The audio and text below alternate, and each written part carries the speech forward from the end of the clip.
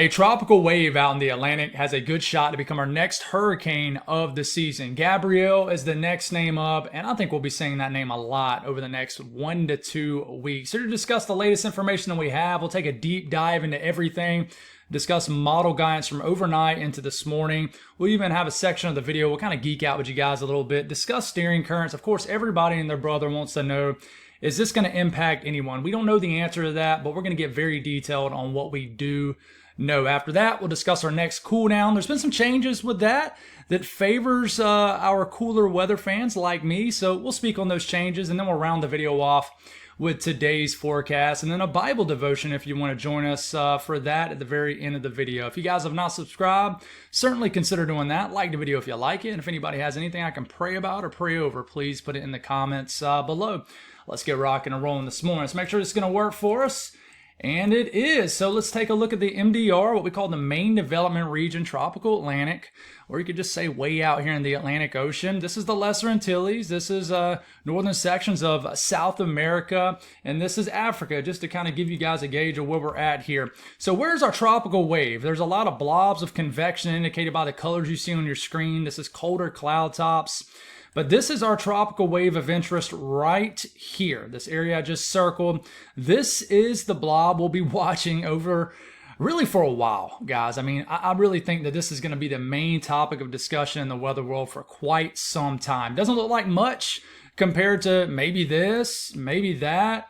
And we got this little upper level feature over here, which I do think could bring some impacts to this system or affect it one way or the other, and we'll discuss that here in a second. But this circle right here, this is our tropical wave, and I do think this will be dubbed what we call an invest sometime over the next 12 to 24 hours, maybe even sooner. So just taking a look at where we're at with this system and current conditions, let's continue to move forward. So the latest from the National Hurricane Center has us an 80% chance to develop between now and the next 7 days. Where that red X is, that's where our wave is located, which is what I just circled on the satellite.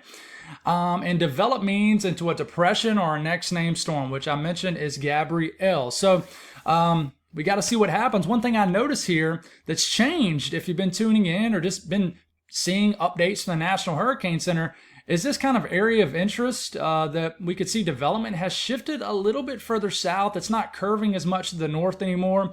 And that is because model guidance has ticked south in the shorter term. And we're about to go over that right now. So the latest from the Euro. We'll go over the Euro GFS, Euro AI, and we'll even talk a little bit on the icon. Then we'll go over all ensembles, right?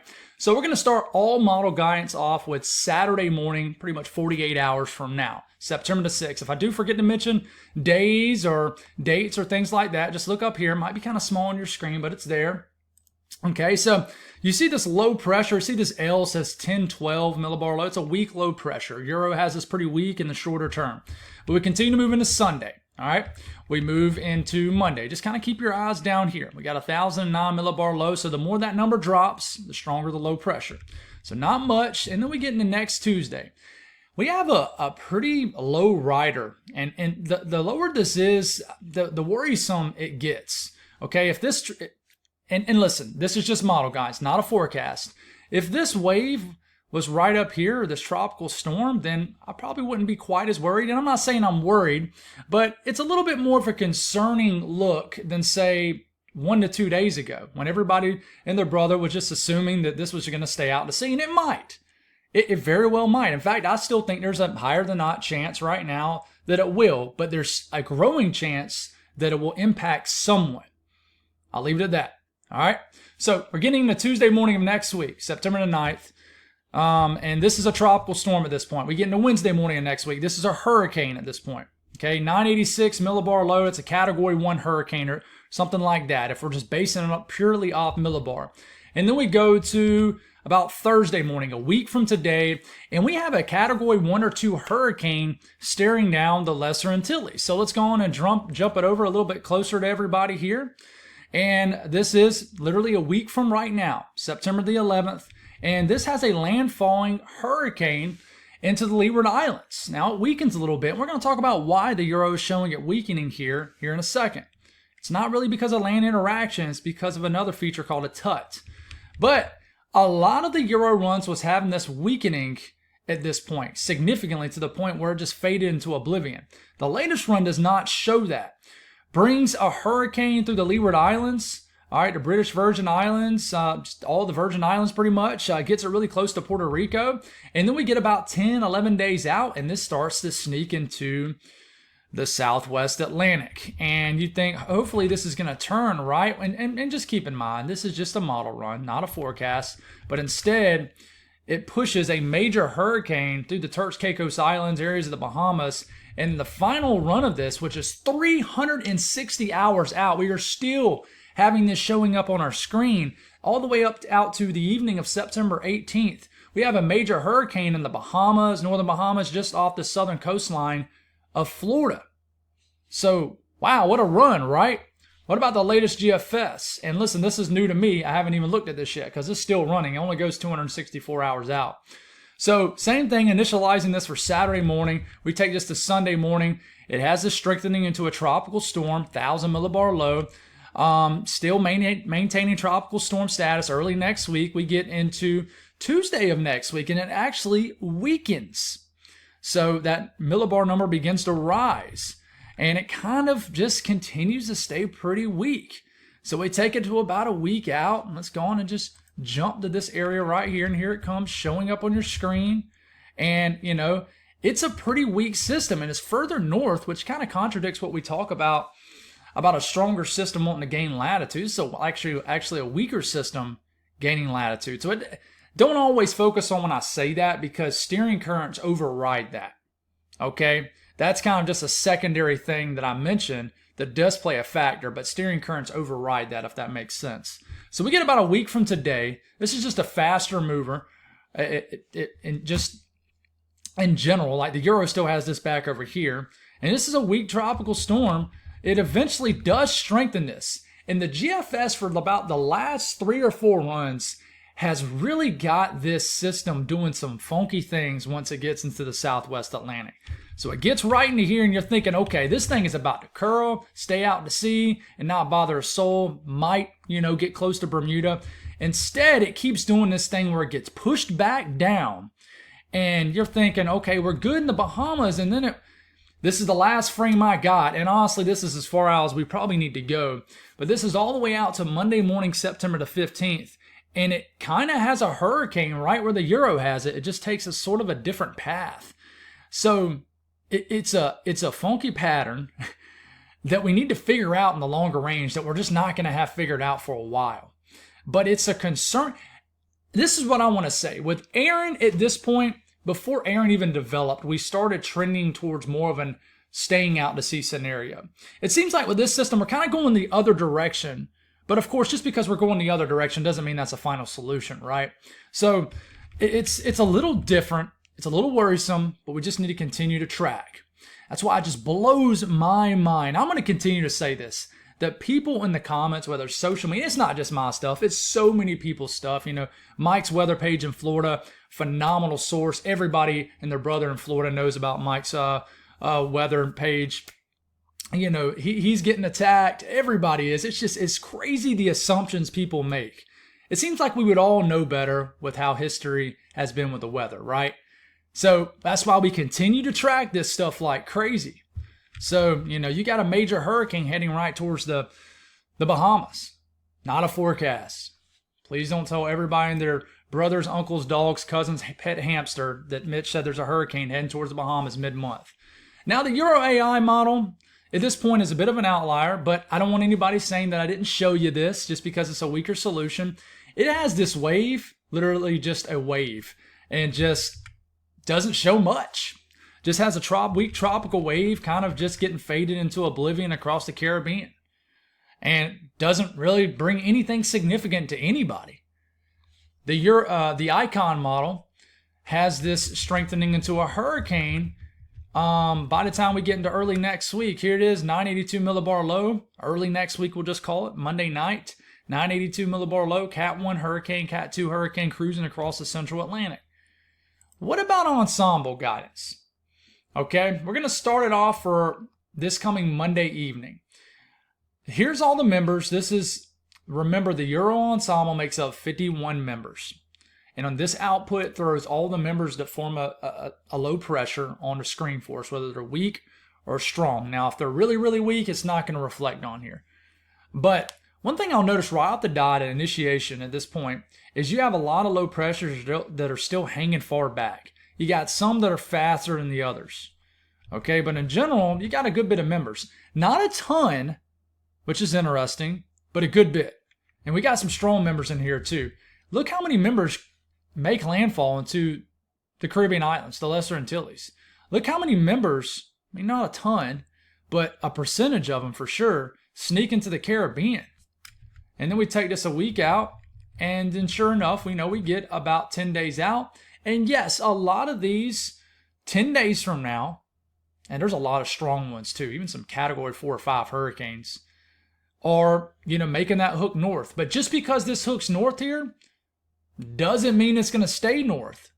And there's been some things reflecting against that on the operational runs. All right, what about the GFS ensemble from overnight? Because we don't have the entirety of the 06Z run. Same thing. Here we go. A lot of these members are turning slowly, but some of these members do impact areas of the Caribbean islands. A lot of these members escape north fast. Remember, the GFS ensemble only makes up 21 members, but there's a group right in the middle that just hangs around too long. Way too long. Okay, and we'll stop it right here. And yes, there is a signal. I wouldn't even call it a signal yet, but there is some members showing up in the Caribbean and the Gulf, but I'm not going to discuss that right now until we get it seems like every time I want to discuss that, the signal just vanishes. So we're just going to let that grow a little bit or not grow, and then we'll discuss that when we need to. But I do think we need to watch mid to late months, certainly in the Caribbean and Gulf. Now, one thing that we need to watch, how far south in the short and the medium term does our low pressure down here, which is going to be Gabrielle, cruise? So in the short and medium term, if it hangs pretty far south, it could miss what we call a TUT, or upper level low, or let's just call it wind shear due to a flow in the upper levels of the atmosphere. And you can see it right here. Okay, this is 200 millibars, 40,000 feet up in the air. Plenty of flow shooting through here, but you see this little area kind of going like this? That is our TUT. So if our system kind of hangs pretty far south, it might miss this flow that'll work against the cyclonic flow of the system. If it kind of gets up here, all right, then it might get ripped apart. Doesn't mean it couldn't strengthen once it kind of got back over here or maybe over here. Maybe this kind of goes away. But I do want to watch this feature right here, which really was not present during Aaron, because this could impact the intensity of this system. And if we get this in motion at this point, the Euro has this at what, a 969 millibar low. That's probably a category 1 hurricane getting into the morning of the 11th, 1 week from now. Okay, and you can see how that number begins to rise. 972. Well, it kind of drops again, and then it goes into the 980s. So it begins to weaken because it gets hit with some wind shear. And then when it loses the impacts of this wind shear, it begins to strengthen again once it gets, really close to land, tucked into the Bahamas, Southwest Atlantic. Okay, so that's something to watch. It's a TUT, something we didn't really have to discuss during Aaron because it really wasn't there. Now, what about steering currents? Why is the GFS and the Euro operational runs doing some kind of weird, funky, looks like it's going to turn, then it kind of jolts back west? Well, our actual low pressure is right here, okay? It's not very strong at this point, so you're not going to see it much. But I do want to mention, remember, these colors right here, this is high pressure. Flow around this is different. These colors right here in the blue, this is low pressure. So warmer colors, high pressure. Cooler colors is lower pressure. Our tropical system itself is a lower pressure. So it's right here. So the flow is going around the bottom edge of this ridge just like this. Okay? All right, flow around our actual system itself is going like that. So this is being steered. This is being steered by the flow at the bottom edge, the southern edge of this Atlantic ridge. So it's just kind of cruising, right? And the weaker this system is, the more it'll be influenced by lower level currents, more of the trade winds. The stronger it is, the more it's going to feel the currents up against this high pressure, which is probably going to try to make it maybe gain some latitude. But we won't focus too much on that until we need to. So we continue to move this forward, and this is still, cruising. Now there becomes some sort of weakness right into here. You see the white showing up? This is likely that upper level low, that tut. It's kind of there and creating a weakness in the ridge. And all of a sudden, as we get into the end of next week, about a week from today, we have, a hurricane in the Leeward Islands on the Euro. Not good for them. But you got this wide open weakness right here for this system to sort of sniff out this weakness, if you will, and begin to turn and maybe get picked up by a trough. The ridging has shifted this way, and then there's a ridge over here. Now, I do want to mention, this keeps showing up in the southeast, and this will be a tough one to explain if this ends up happening. You see this blue showing up over the southeast? This is some sort of upper low. Now, the flow around this upper low, just like low pressure, is going to go around like this. Like I said, you hear me stuttering? It's a little hard to explain. So, yes, if this upper pattern around this flow and this lower pressure, I know upper low, lower pressure is like contradicts one another, but we'll call it lower pressure. It's an upper feature. Same flow goes around that is the same flow around our cyclonic flow around our system right here. We want to watch some flow around this too, because this could kind of help pull this in. That's kind of what happened with Hurricane Sandy in 2012? We had a huge trough kind of digging through here. I would say it was more so kind of through here, and it kind of yanks Sandy right inland. Okay? We haven't had to really discuss anything like that in quite some time. But you're thinking, regardless, this is far enough away from that to not really be influenced by it. But we continue to move forward, and there's two things that happen here. The main thing I want you to focus in on is watch how all the warmer colors reappear on your screen, just like spawn out of nowhere. It's like, all right, wide open weakness. All right, this is about to, easy like Sunday morning. Just kind of cruise on out, stay out. There's a wide open weakness, even though you got to watch the flow around this. But, this is kind of working with it, too, to sort of push it out to sea, kind of a trough, right? This lower pressure would need to just kind of be over here, not right into here for it to really yank it inland. It's all about the position of the trough, okay? Now you continue to move forward, but look how the ridge builds back on top of the system. And you can see that there's no escape route. It pushes it back this way. Strong ridging bears down on the system and pushes this back to the west. Okay, and then ultimately the ridge does weaken, allowing this, you can see at the very end of the run, this begins to kind of get north again because of the weakness in the ridge, but it's a little bit too late, and it's bringing impacts to the southeast coastline and certainly to the Bahamas. Not a forecast. But you see what happens. It's kind of easy here. This is steering by the Atlantic Ridge. There's a weakness in the ridge that opens up. It allows for this to turn north, and then a ridge builds back on top of it, forcing it back west. That's why you're getting a crazy run from the Euro and the GFS. But you got to watch that sort of upper low that is lower pressure over the southeast too. You definitely got to watch that for sure. So what about this cool down on the way, which could have something to do with this tropical system?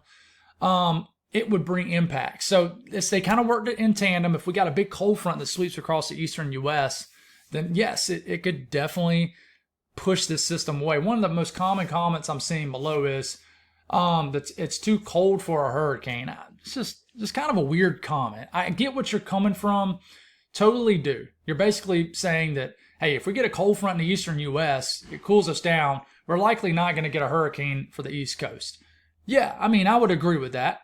But there's more that goes into what drives cooler temperatures and then just kind of not every cool down is driven by a sweeping cold front.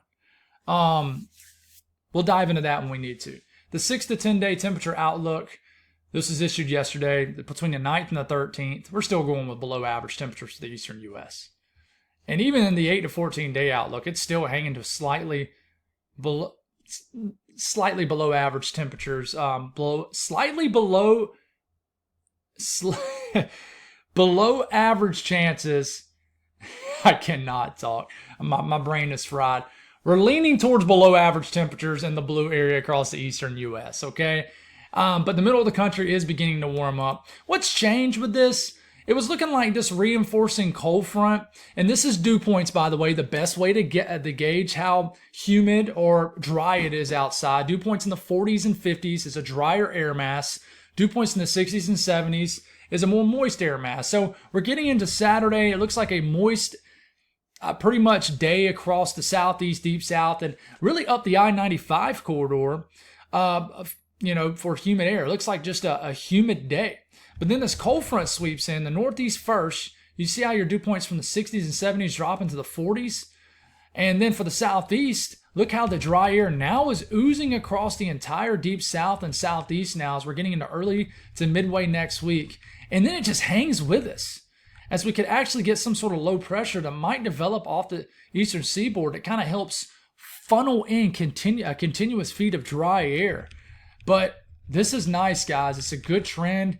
And we just continue to live it up large for us cooler weather fans. And here's temperature anomalies, temperatures compared to average. The greens on your screen, that's 10, 15 degrees below average. But this purple color right here, that's 15, maybe as much as 20 degrees below average. So you got to know what your average temperature is for this time of the year for your neck of the woods. If you don't, there's ways to look it up. You can go, heck, they even show it in your local news network when they give you an update on the weather. But as we get into late next weekend, this weekend, below average temperatures dominating this entire area of the country.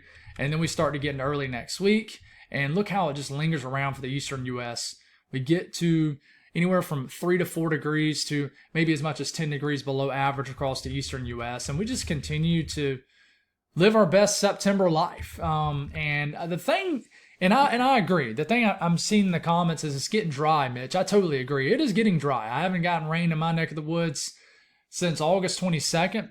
And I'm starting to wonder if we're going to go another week or two without it. So I agree. We need some rain with this. But that's an update on the cool down. No, not quite as detailed as I've been getting, but the tropics is beginning to take up a lot of attention here. Rightfully so, right? So rainfall today. Speaking of rain, we're getting some good rains across Kentucky, southern areas of Ohio and Indiana, and eastern Ohio too. Big surge of rain through southern sections of Ontario, and we could actually get some thunderstorms today out ahead of this area of rain. We got rain kind of moving into just some light rain right now into the UP and Michigan. Lower pressure, basically energy embedded in this trough, is going to swing down over the upper Midwest, the Great Lakes region. This big plume of rain coming out of Canada is going to swing through Minnesota and Wisconsin eventually over the next 24 hours. But that's current conditions. Watch those warnings and advisories. You got wind advisories and some just wind alerts up across the Dakotas for this next cold front. Strong enough that it's going to bring some strong winds. Flood watch is up for southern areas of Arizona, southern Cal, and I know I have not mentioned, Lorena much, but this could definitely bring a lot of rain to your area, and I will try to have you an update on that in the next video.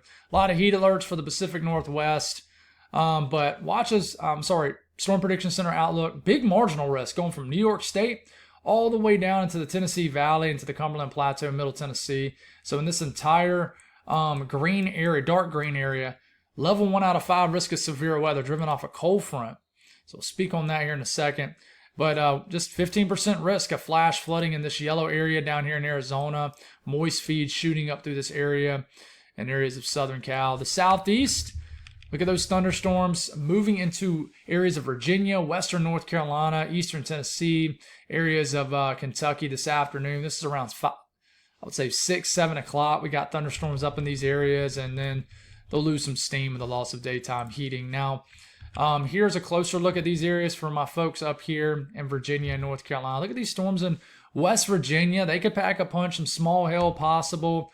And then as we start to get later into the afternoon, Roanoke, Charlottesville, down to Hickory, Greensboro, Danville, you could definitely get some storms 5, 6, 7 o'clock. And then I do think by the time we get later in the evening, these will calm on down. But the Northeast, same deal. Just watch out for a sweeping 1 to 2 areas of storms, kind of 1 to 2 lines of storms that could sweep in with a cold front and could get some rumbles of thunder. We could use the rain. I don't think this is going to be a severe weather outbreak or anything like that. But as we get later into the evening, some solid rainfall moving through the Adirondacks, Vermont, New Hampshire, all the way up into northern Maine. Then we got to watch another system behind it. South central U.S., some showers will get going here across New Mexico, southwest Colorado, but the rest of the south central U.S. is pretty quiet. We're going to wake up to some rain, though, tomorrow across areas of central and eastern Kansas, Oklahoma, northern Missouri, but not a big deal. We can always use a little bit of rain.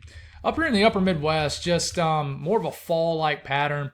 Big area of moisture will swing down out of Canada into Minnesota, northern Wisconsin, and then eventually into the UP of Michigan. We'll get some heavy rain overnight, maybe even a chilly rain, and then eventually this will get all the way into lower Michigan tomorrow morning, probably before then, but it's going to be a washout overnight, kind of a rainstorm overnight across the UP and Michigan. Going to be aware of that.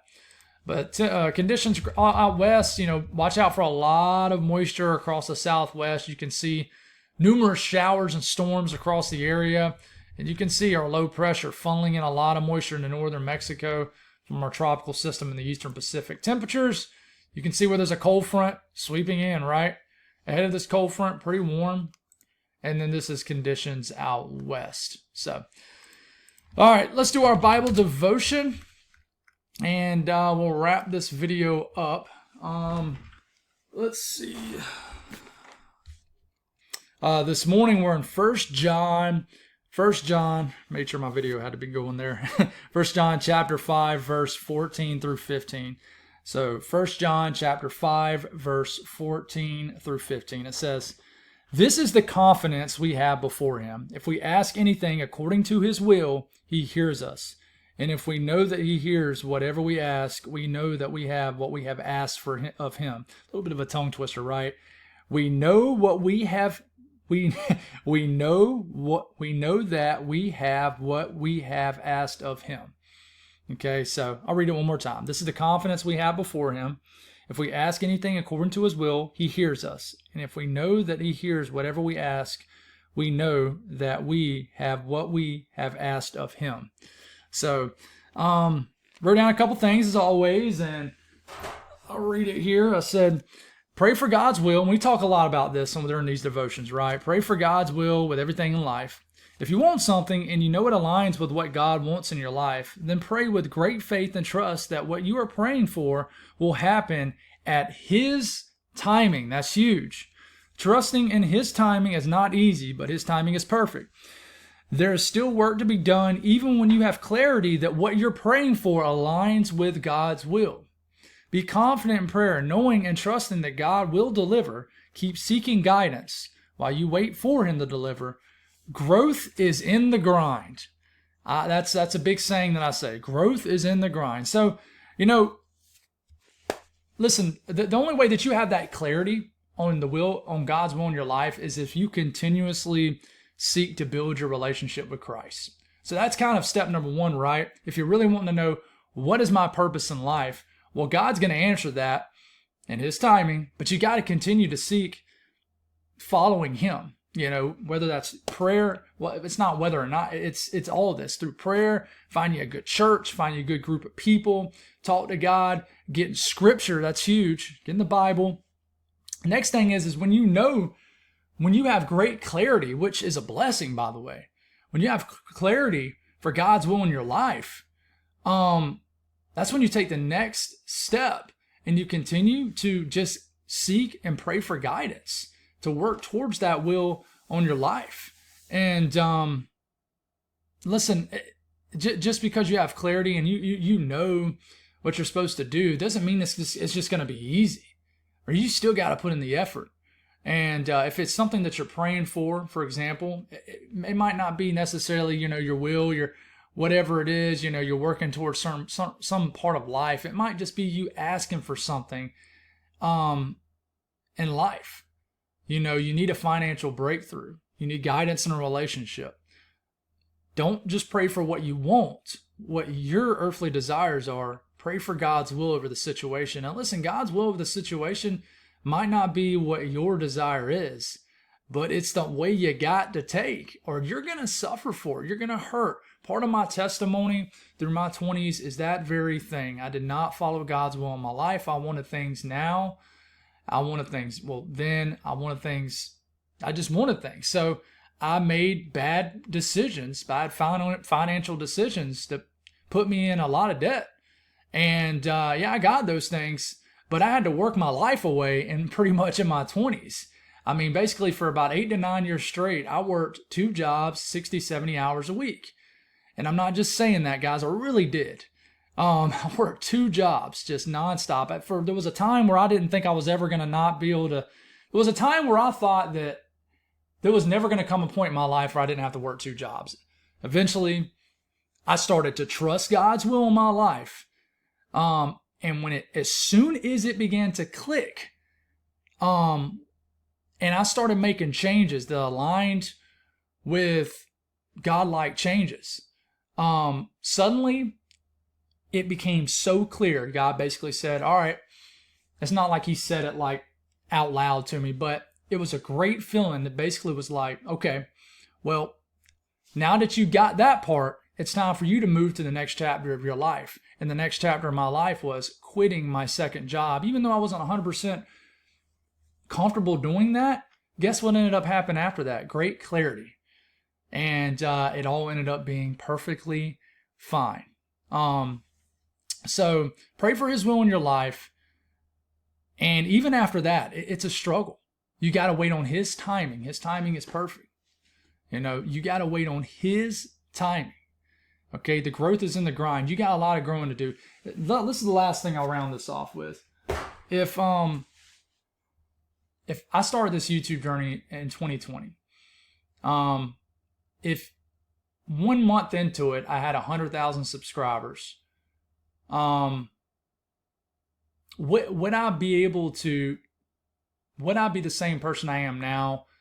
Where right now, in my actual journey, it took 4 or 5 years to get 100,000 subscribers. No, I would not, because I had to work my butt off for it.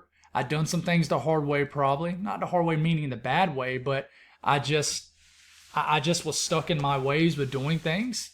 But if you would have just gave it all to me right off the dot within a month, I wouldn't appreciate it as much. Maybe I wouldn't be able to sustain it as long. That's the thing. There's beauty in the work there's beauty in the grind of working for something. That grind is there for a reason. I think God made it there and put it there for a reason. I know he did. So, embrace the struggle that's in the grind. Especially when you know you're working towards his will in your life. So that's all I got. God bless all y'all. Appreciate y'all. Have a wonderful day, and we'll talk again soon.